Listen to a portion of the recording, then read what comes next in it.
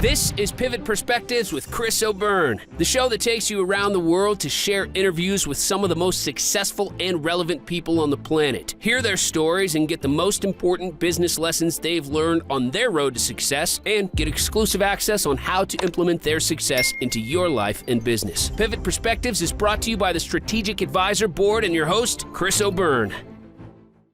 Well, Reggie, welcome to the show. I'm super glad to have you here today. Well, thanks for having me, Chris. I'm pumped to be here too. Absolutely. Well, let's dive right in. And my first question is, what was your childhood like?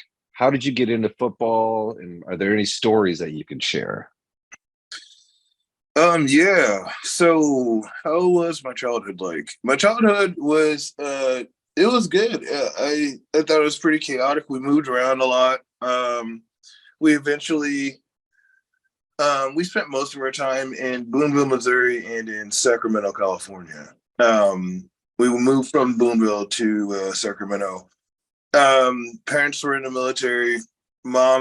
Dad stayed in longer than the mom. So, there'd be periods of time where he'd be gone. And it was just a lot of stuff going on, but it was good. And then what got me as far as football, it was one of those things I think I must have saw it when I was 4 for the first time. And it was just one of those things, like instant attraction. I remember asking my dad, like, hey, what is this? And he was like, oh, it's football, son. And I remember asking him, like what? And he's like, yeah, you could be one of those people if you want to, too. And I was like, those are humans? And he's like, yeah, to me, they just seemed like mythical creatures or something at that time. Oh, man, that's awesome. Yeah.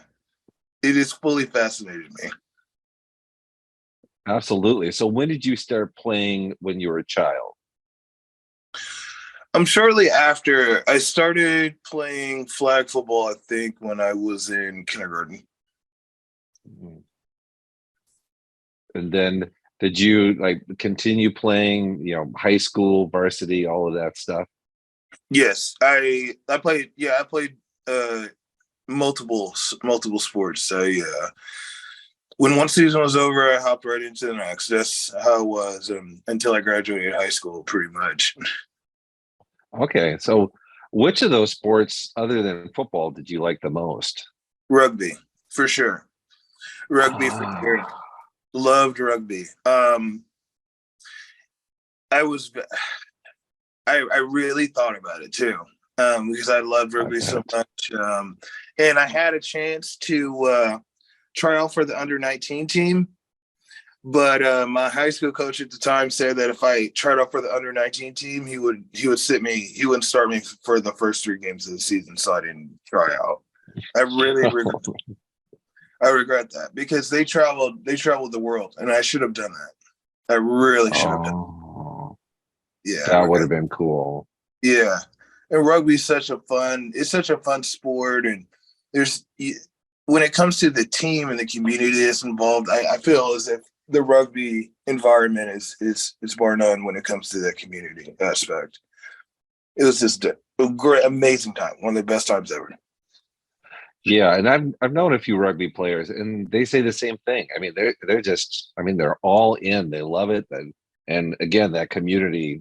There's something about that community that, it just builds people up, and people love it. It's important to them. So it is. It's nuts too, and they're all nuts too in the best way possible. Yes, absolutely. After a match, we would drink from the shoe and drink from someone's cleat before we had our little party afterwards with both teams together. It was so awesome. I really miss rugby. Nice. So then when you went on to college, did you choose a college based on the opportunities for football at that time? No. I wish I would have. I did not. I chose the school that was the farthest away from home that recruited me. That was the biggest reason I went to Kansas State. I grew up watching Kansas State because, again, I did spend some time in Boonville, Missouri, and Kansas State over. And that's when Kansas State was number 1 in the country, and they were dominating. So I did grow up with I did grow up a fan, but the biggest reason is they were definitely the farthest school away, and I just wanted to create distance. So I was a rebellious teen. Got it. So when you went there, did you try out for the team right away? How did that aspect of it kind of come into play? So yeah, I got recruited coming out of high school. I committed. I mean, took my visit, committed. But I was actually a part of the very first year where kids were able to enroll early. Before, if you got a scholarship coming out of high school, you couldn't enroll until the fall. I actually enrolled during the spring, so I actually played spring ball, and I actually had to fly back to graduate from high school while I was enrolled in college in K-State. So yeah, I was a part. Now every kid, for the most part, they're there in the spring. But before that wasn't a thing. I was on the first year of that. Got it. Got it. So you went into college, you started playing. How did your college career go? My college career was up and down, to say the least. I never started more than half a season at K-State any of the 4 years. Mainly because it's just the college sports environment can be very political. And when the guy who recruited me retired and they brought in another guy and I wasn't his recruit, it was very similar to the Deion Sanders situation in Colorado, where he came in and he's like, "Man, you guys can leave. I'm trying to get you guys out of there." That's a very common thing that a lot of people don't understand about the college sports environment. Coaches want to win with their players, and if they win with someone else's players, that could tarnish the wins and put a little asterisk in their minds or whoever's looking's mind. And when it comes down to it, they're trying to get their players in. So what happened my last 3 years while I was in school is they're trying anything to just get me to quit. And that's what it was my last 3 years. Every day I was there. This one thing after another, they're trying to get me to quit. I would go into games and I'd get like a sack or a pick or knock someone out or something like that, and I'd be out the very next play. Stuff like that.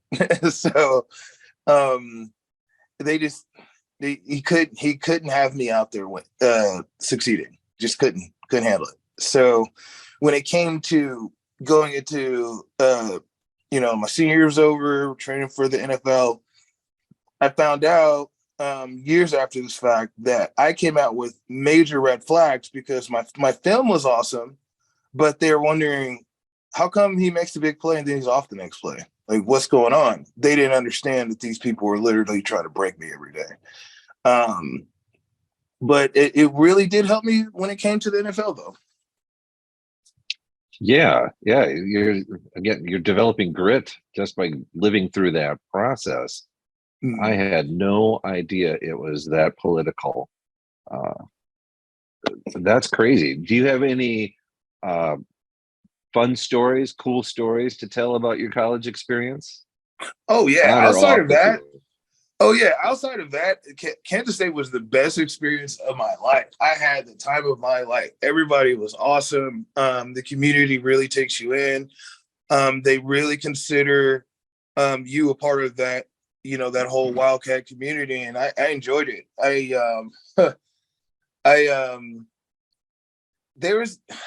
I want to say a story, but not a party story. There's a lot of crazy things that happened. I remember my true freshman year, our coach at the time, his name was Bill Snyder. The first time he retired, I got to play in his last game, and it was at home, and we were playing Missouri. And all season, it had been very difficult to just get consistent playing time as a true freshman because it was just one of his rules. He just didn't like playing true freshman, which I understood. But he saw that I was good enough to play, so he didn't redshirt me, and he would put me in a game sometimes. But when it came to this last game, we came in with the plan that I was going to play a lot. And man, I like to just seal off a season that way. I had a couple tackles for loss, almost had a pick, had a forced fumble. That was like one of the biggest plays in the game, knocked this dude out coming across the middle. And then at the end of the game, being able to just go up to Bill and being able to shake his hand and be like, man, that was for you, man. I was like, I'll always remember that moment, because you could just tell how grateful he truly was, like genuine gratefulness. Like, thank you so much for giving that to me. And, you know, I always have a lot of love for Bill to this day. He's just a tremendous man. So being able to That's give that awesome, out, dude. great to Yeah, be part of. got it. So he wasn't one of those the ones who were causing difficulty trying to get you to quit. No, he was a great guy. It was it was after that, after he left. Okay, gotcha. Now I understand. Yeah, that makes sense. So then what was the process like of going from, well, first of all, what did you go to school for? What did you graduate with? So, okay. So I graduated.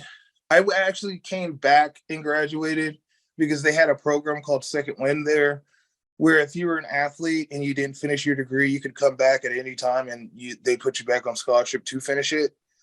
And I remember that throughout the whole process, because I majored in history for 3 years.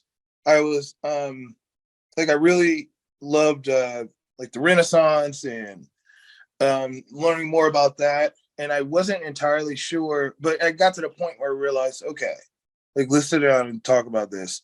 You don't want to be a professor. You're not going into law. You don't want to be a teacher. You're not going to go into research. You don't want to be a librarian.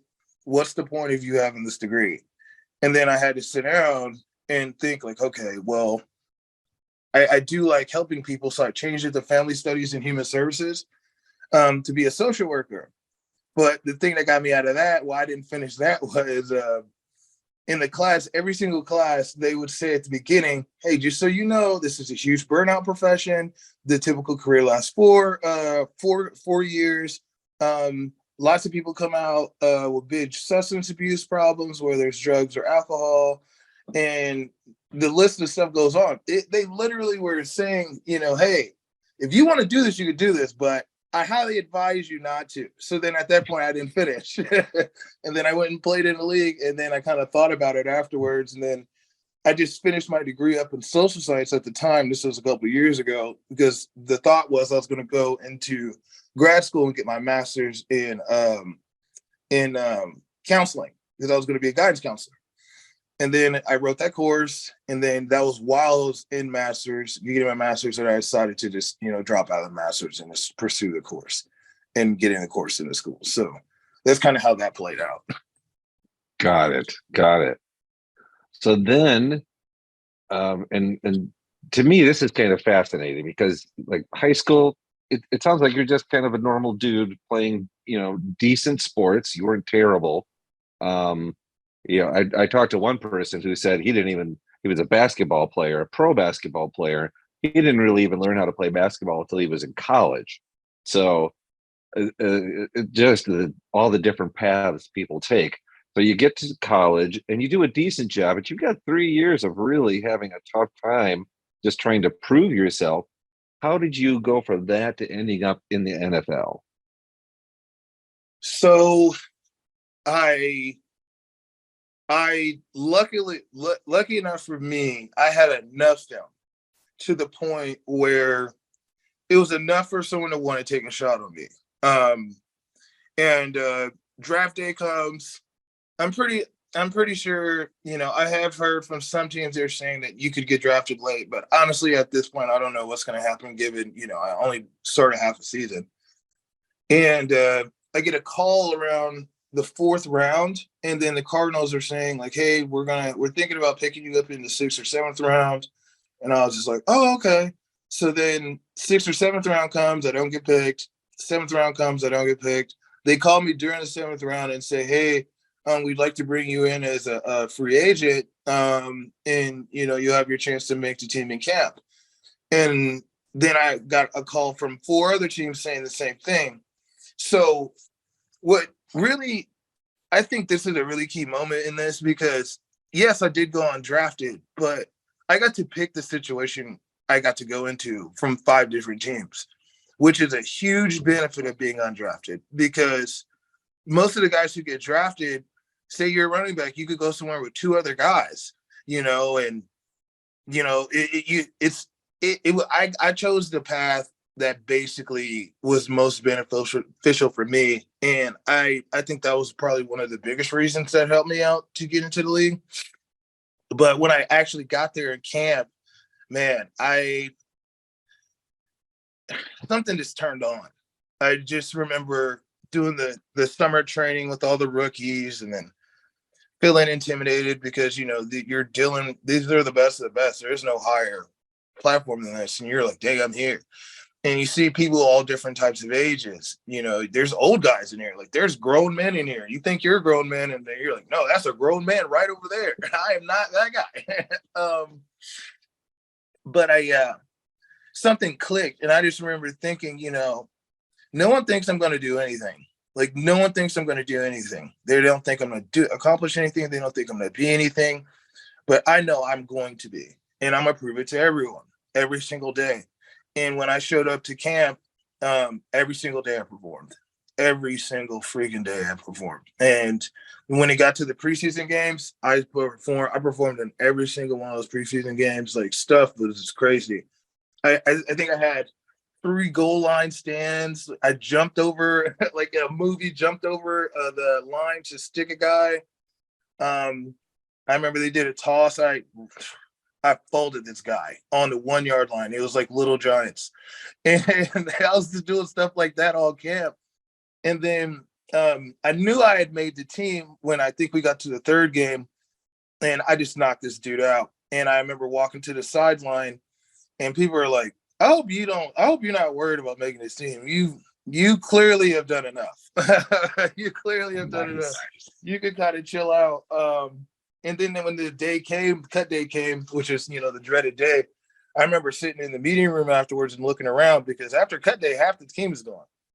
And it's really small, especially compared to college. It's like half of a college team, not even that, an NFL team. So you're in this meeting room, you're like, dang, all these empty chairs. Now I was looking around thinking, okay, so someone's going to come to me soon. And then we had our meeting, we had a position coach meeting, and they're like, hey, you guys can leave and come back on Monday. And then I remember talking to my coach afterwards, and I said, so, am I good? And he was like, yeah, man, you made the team. And I was just like, so it's good for me to show up on Monday. And he was just like, yeah, you better show up on Monday. Like, yeah, enjoy it. Like, you deserved it. Yeah, you did it, man. And I remember just like being in shock, because I know that I'm one of the few people who could have done something like that and fight in a situation like that, being undrafted. And they had just went to the Super Bowl the year before. So this was a really great team. And I was really proud of myself for what I've done at that point. And a lesson that'll stick with you the rest of your life. If I give it my all, I'm going to make it. And I mean, yeah, you gave it your all at, like you said, the highest level. It doesn't get any higher than that. And so, yeah, that's, and so is that something that you said something clicked? Was it a decision you made and you had to stick to that decision even when you didn't feel like it, or just something clicked and you were all in no matter what? The thing that clicked was I made the decision that I'm not going to walk in fear with this. Yeah, it's intimidating. That's like, there's Larry Fitzgerald and there's Kurt Warner and all these other people. And, you want to be intimidated by it. I just saw these guys on TV. Holy smokes. But I remembered, I was like, I'm going to challenge everything. And like, if I'm scared, I'm going to run straight towards it as fast as I can and give it my best shot. And if I win, I win. Or I lose, I lose. Either way, I'm going to pick myself back up. But I'm not going to be a coward, and I'm going to get what I want. And if that takes me going above and beyond, then I'm going to go and be above and beyond and stretch myself till I get to that point. And that's what I did. And I did it on repeat for 7 years. That is a long time. So the older guys, the stars, how do they treat the rookies? I always wondered that. Well, everyone's different, there's definitely like rookie hazing where you got to carry guys' pads, or every Friday we would have to go and get breakfast for everybody from Cracker Barrel and pay for it. And then, we had our rookie night, we had the team dinner, and I think the bill was like 30 grand that we had to split amongst three of us, stuff like that. But for the most part, besides just little stuff, we're like, hey, young buck, or like you're just a baby, stuff like that. They treat you with respect for the most part, especially if you give it to them. Awesome. Which makes sense because you're part of their team. They can't make it without you. So, that's important too. So Right. switching gears now and coming more into the recent time, you were recently at the first football camp that Lee Steinberg gave or held for the upcoming Steinberg Sports Academy. I was there. I saw what a great job you did. What stood out to you? What were the most important parts of that? What just felt like the most uplifting to you? Just kind of your feelings about how that went. I thought it went really well. I thought it was super organized. Coach Stone is awesome at organizing and being on time with the camps. The kids were great. We had enough time to really sit down and teach them some really good habits going forward, and some things some tools that they would need going forward to succeed. But it was also great to just sit down and being able to have that time to talk to the kids one-on-one, and then even at the end when we all had a chance to speak. But I think the best part about it was just how the kids just took to us, and really we're just out there trying to learn and get better and work, and they're working really hard. And it's great to see that. It reminds you of you when you were that age, and how curious you were of things. And it was just such a great time. I was thankful that I got to, take some guys off and speak to them, and they really listen and they really appreciate it, and they're all ears. And it was just a great place to be, a great time. Yeah, you get a bunch of kids cross ages like that, and you expect there to be some discipline problems or things. And man, I was really amazed. Those kids were all in. They were paying attention, really listening, and really just trying to be their best. So it made a huge impression on them. So now the Steinberg Sports Academy is planned to start this fall. There are some, I don't know, it sounds like some really cool things happening there. What are your thoughts about the academy as a whole, and what that experience might be like for all those kids that get to go to it? I know that the idea behind the academy is genius, and it's much needed.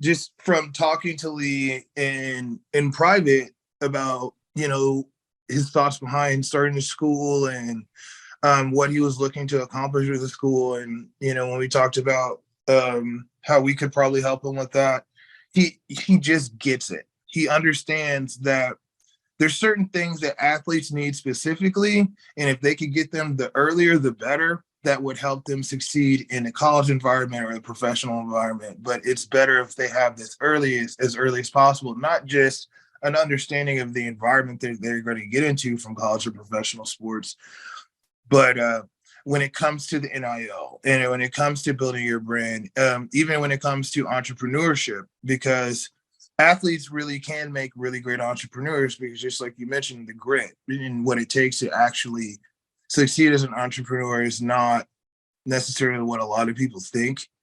And with Lee, he's helped to get guys major deals, like not just endorsement deals or anything, but helped them in business and helped them get business deals. And being able to teach that to these kids at such a young age, I was, just telling him, I was like, yeah, I have to be a part of this. This is what these athletes need, and they need it worldwide, but they definitely need it here in America. So yeah, I just think it's a phenomenal opportunity. Yeah, that's great. And I think that's some really good parting words of wisdom for, for the kids and for the parents who are listening to this, to understand what this school can mean to their kids, to these students. Like you, I'm pretty excited about that. So, well, thank you for coming on the show and talking about, your past experiences and what led up to this. And how can people find out more about you and what you're doing right now? Okay, yeah, if you want to find out more about me, you can go to thegamewithinthegame.com. Talks a lot about me and also my business partner David and what we're doing with our college accredited course, amongst other things. So if you want more information on me, you should probably go to the website. Okay, perfect. I'll make sure that gets included in the show notes and everybody gets a chance to find that. So awesome. Thank you so much for coming on today. All right. Thank you for having me, Chris. Thanks for listening to Pivot Perspectives with your host, Chris O'Byrne. Please leave your feedback and visit strategicadvisorboard.com to get the latest and greatest business advice on the planet. Follow us on social media for updates, and we will see you on the next episode.